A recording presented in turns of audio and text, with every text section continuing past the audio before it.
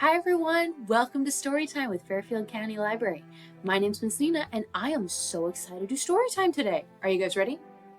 Alright, okay, this week our theme is something called Intergenerational Relationships, or friendship between people who are different ages.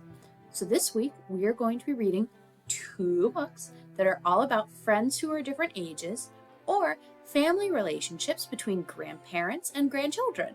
All right, our first book is Mrs. Katz and Tush, written and illustrated by Patricia Polacco and published by Dell Dragonfly Books. Larnell didn't know Mrs. Katz very well, but almost every other day his mother stopped in to see her after work. Since her husband died, she's so alone, his mother had told him. Mrs. Katz held tight to his mother's hand the day they looked at an old photo album. "That's my husband Myron," said Mrs. Katz. "He came from Poland like me a long time ago. We had such a life, such a life." Then her voice broke.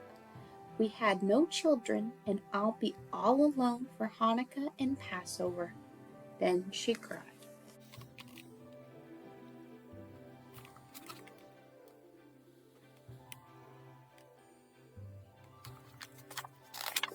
The next day, Larnell stopped in to see her himself. "I've been thinking," he said. "A cat had some kittens in the basement of our building. We found someone to take them all except this one. She's the runt. Nobody wants her because she is so ugly. She doesn't even have a tail." "Ugly, you say?" Mrs. Katz said. "My Myron was ugly too when he was little, but he grew up to be such a person." Mrs. Katz looked at the little kitten. "Scrawny little boobily. So small. No tail," she said as she examined the kitten closely. "I don't know," she said doubtfully. Then she saw the look on Larnell's face. "Larnell, I'll take her," she announced, "but only if you'll come and help me with her. I've never had a cat before." Larnell promised. "A good Yiddish name I'll give her," said Mrs. Katz. "Let's see. She has no tail. All you see is her tush. That's it. We'll call her Tush."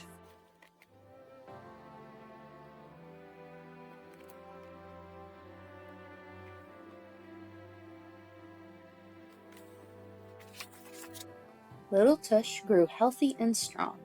Mrs. Katz cooked for her, brushed her, knitted toys for her, and even read to her. "Such a person," she'd say as she watched Tush play. Mrs. Katz was in love.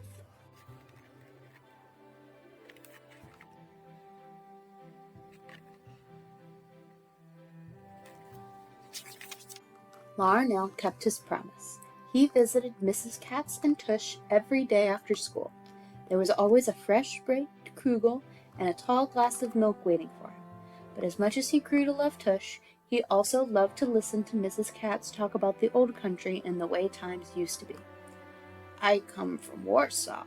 That's in Poland, you know. I came here to work sewing dresses in the garment district for my cousin Moishi. I didn't speak one word of English." "And how did you talk to people?" asked Larnell. "I didn't," she answered. "A lot. I cried in those days. Until I met Myron. He asked me to marry him after he tasted my kugel." "I believe that," Larnell said as he ate some. "Myron and I used to vacation in the Catskills, a borscht resort. You know, a place for Jews to stay." "You mean Jews couldn't stay anywhere they wanted to?" Larnell asked.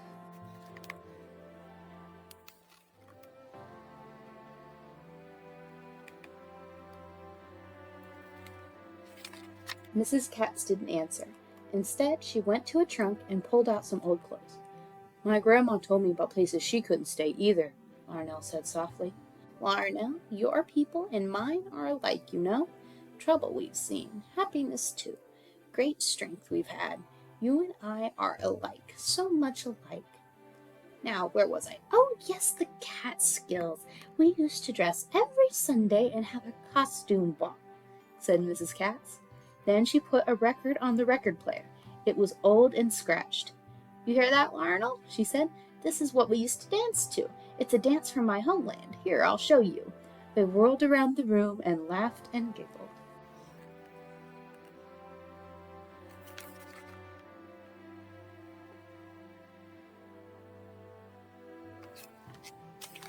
As the weeks passed, Larnell spent more and more time with Mrs. Katz.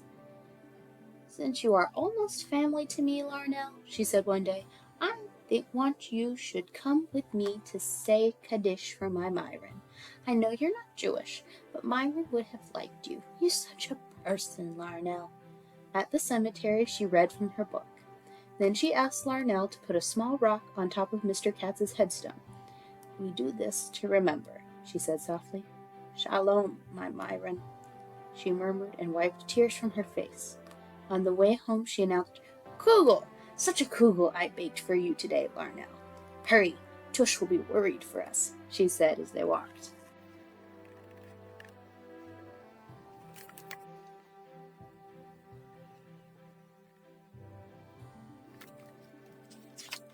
When they got home, they called and called for Tush, but she didn't come. They looked everywhere for her. Suddenly, Mrs. Katz gasped. The window to the fire escape was open. "Oh, no," she cried. "I forgot to shut the window before I left. Poor Boobily, she has never been outside." "We'll find her," Larnell tried to reassure her. "She has been acting strangely lately," Mrs. Katz said through her tears. "She has been trying to get out, but I was afraid that she would get hit by a car." "I'll find her, Mrs. Katz," Larnell said. "I won't let you down."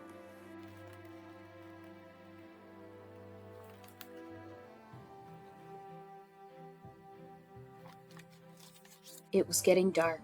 First, Mrs. Katz and Larnell looked around their building. Then they went everywhere in the neighborhood. They left notes on doors, telephone poles, and fences. They asked everyone who lived nearby, but no one had seen little Tush. That night it stormed. There was rain, awful, awful rain.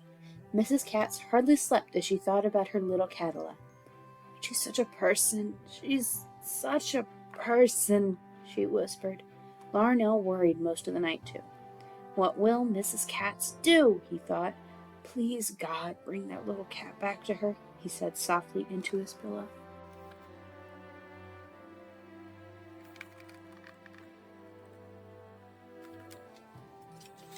A loud knock on the front door awoke Mrs. Katz. It was Larnell's father and two neighbors. "Is this yours?" they asked. "My boobily, little Cadillac," Mrs. Katz exclaimed. "We found her in the back alley, soaking wet and hungry," Mr. Moore said. Thank you, Mrs. Katz said as she took Tush in her arms.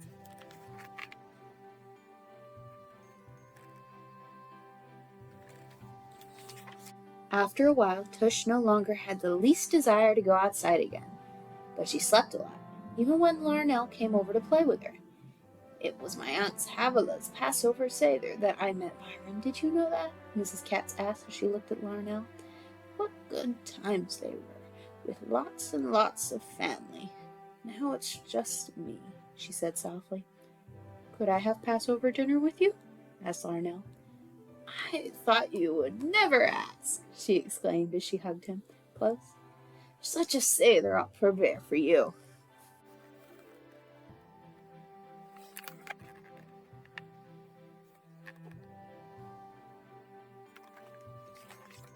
"Passover is a time for good food," Mrs. Katz shouted as they edged their way through the crowd in the deli.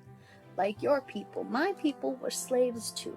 They lived in a country where they didn't want to be. They wanted freedom so much that they prayed to God to help them. So he sent an angel that brought death and sadness to the houses of our captors. But the angel did not visit the houses of my people." "How did the angel know where the Jews lived?" Larnell asked. "They marked the doors. Then the angel passed over." "Passed over, Larnell. That's why we call this time of celebration Passover." "So, Larnell, we have a big feast to celebrate, but we also remember those who had to suffer so we could be free," Miss Katz said. "Part of the dinner is sad, and part of it is happy."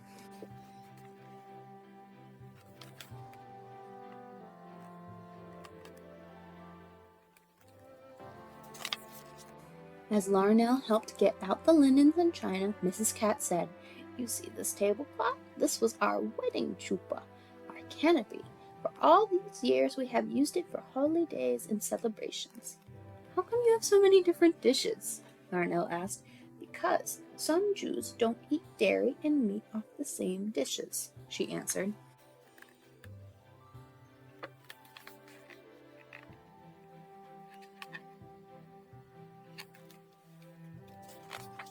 When they sat down to Seder together, Mrs. Katz lit 2 candles and waved her hands over them. She read from her book, said prayers, then smiled and said, "Let the feast begin." They drank red wine and water. They ate bitter herbs, lamb and chicken. They also had gefleet fish and spicy chopped apples with potato pancakes. "This bread looks like a soda cracker," Larnell exclaimed. "We call it matzah, dear. We eat it at Passover. It's flat because there's no yeast in it, so it doesn't rise. Larnell, I have hidden 1 piece of matzah here in the apartment. You can find it. I have a surprise for you." The surprise was a hand-knit sweater that she had made just for him.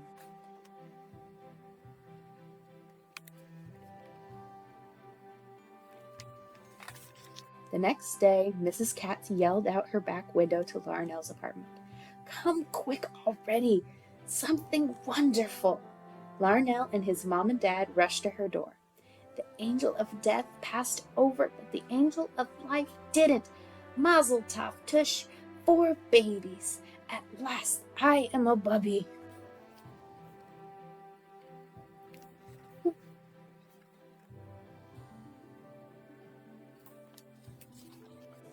As the years passed, Mrs. Katz, Tush, and her descendants became part of Larnell's family. They were graduations, weddings, new babies, and finally a Kaddish. Larnell stood in front of the headstone. He read from her book. He placed a small rock on top of her headstone. Then he, his wife, and their children read the inscription together. "Mrs. Katz, our bubby, such a person."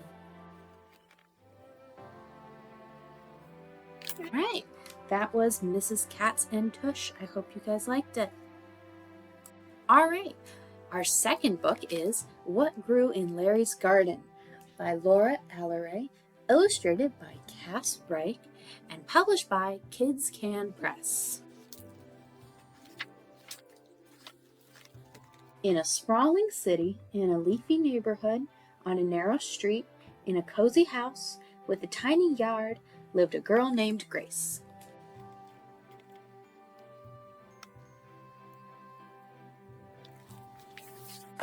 Next door, in a yard just as tiny, Grace's neighbor Larry had a garden. In his garden, Larry grew all sorts of vegetables, but not ordinary ones.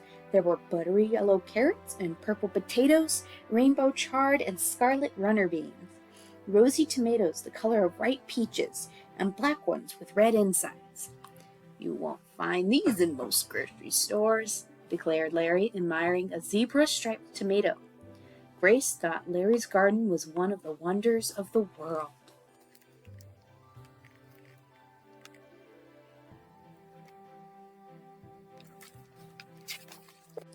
Every spare moment she had, Grace helped Larry in his garden.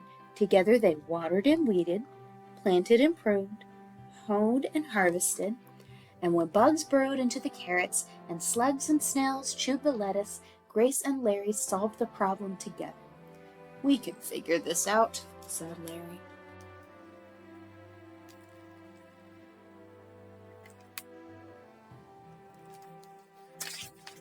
At the library, Grace learned that lots of bugs don't like the smell of marigolds.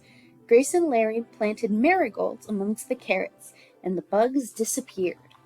As for the slugs and snails, they picked them off with their bare fingers. "Our hard work will be worth it," said Larry, popping a slug into a bucket. "This is important. We're not just growing vegetables." "What are we growing?" asked Grace. "Wait and see," said Larry.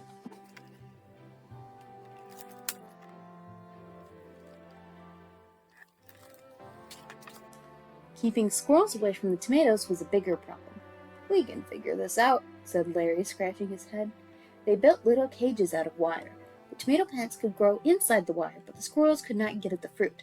"Sometimes fences are handy," said Larry.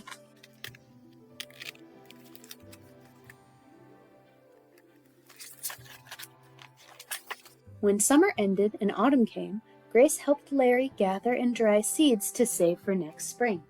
Later that winter, they started growing the tomato seeds in little cups.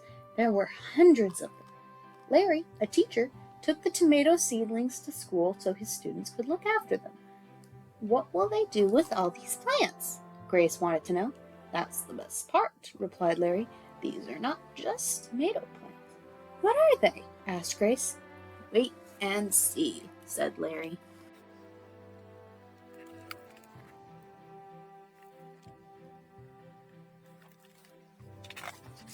Winter melted away and spring sprouted. One warm afternoon, Grace found Larry on his porch with a pile of papers in his lap. "You wanted to know what my students would do with the plants?" he asked. "Listen to these letters.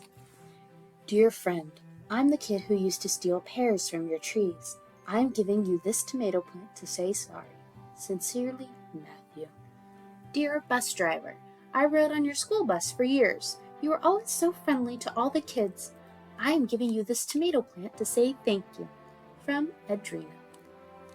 Dear Mrs. Bianchi, I live next door to you, but we hardly ever talk. You have the most amazing flower garden. It makes me happy to just see it. I'm giving you this tomato plant to tell you that you make the world more beautiful for a lot of people. Best wishes, Emrit."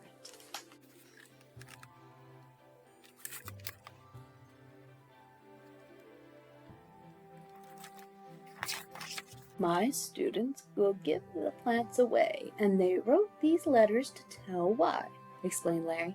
"Every plant is a gift, a little green tendril reaching out to someone, connecting people." "Now I see," cried Grace.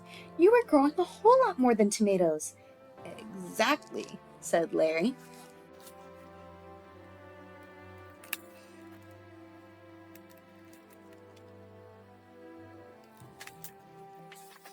But a shadow fell. One afternoon, Grace went outside and found Larry sitting among his tomatoes. The plants looked wilted. So did Larry. And then Grace saw why. The neighbor on the other side had added a big panel to the top of his fence, blocking out the sun on Larry's garden. "So much for my tomatoes," Larry said sadly.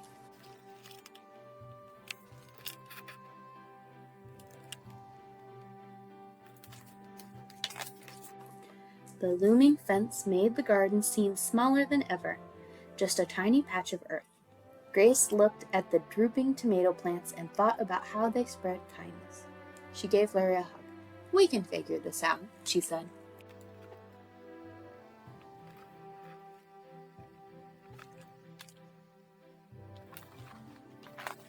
Larry went next door to speak to his neighbor, but they could not agree. "He says the fence makes him feel safe," said Larry with a sigh. "I guess that makes sense," said Grace slowly, thinking about the handy fence that protected the tomato plants from hungry squirrels. "But I have another idea." "What's that?" wondered Larry. "Wait and see," replied Grace.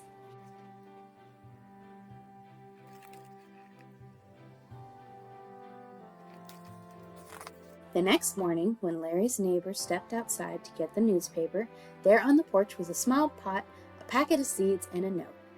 "Dear neighbor, I live 2 doors down from you, and I like to help Larry in his garden. I'm giving you these seeds to say I hope we can all be friends.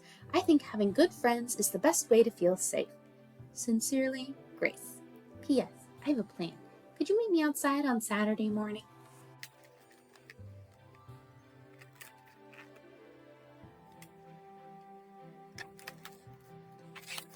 That weekend, Larry heard hammering. When he went outside, he found Grace in the yard next door, working side by side with his neighbor. The high panel on the fence was gone. So was the shadow. Now they were pounding nails into the fence and tying strings to make a kind of ladder. "Larry!" cried Grace. "Come and see!" When Larry peered over the fence and saw seed packets. "We're planting beans!" explained Grace. "They're going to climb the fence." Larry's neighbor looked up from the string he was knotting. "I figure we could put this fence to better use," he said.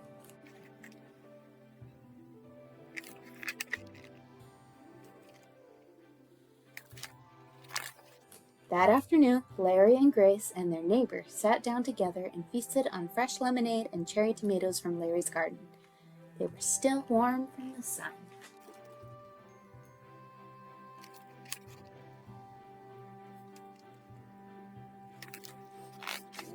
Great.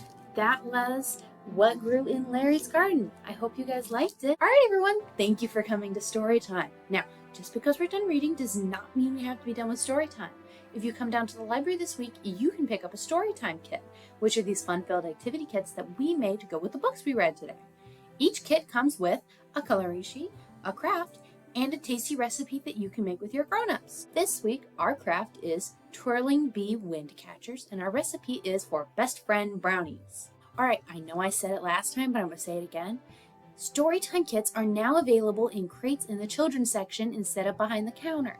So, when you come into the library to pick up your Storytime kit, you can go right to the children's section and pick it up without having to ask for help. Now, don't forget, each of the Storytimes have a different kit, so you want to be sure to grab a kit from the Group B crate if you want to get the one that has the things I talked about today. New kits come out every week when a new episode comes out, and if you want to try a kit from last week, it never hurts to ask one of the librarians if we still have some left. Okay, everyone, thank you for joining me for Storytime. Once again, my name's Miss Nina, and I hope to see you in the library this week to pick up a Storytime kit. It's time to say goodbye, but I look forward to seeing you all next time. Bye!